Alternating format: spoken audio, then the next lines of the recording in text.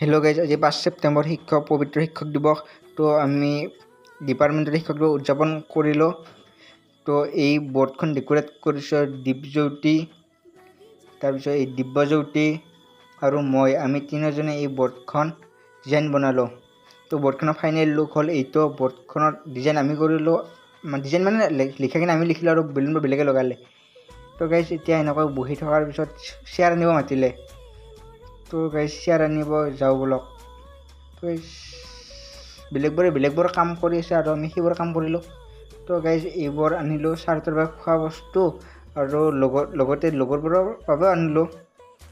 তো গাইজ ইয়াতে ছাৰ এটা কেক কাটি আছে।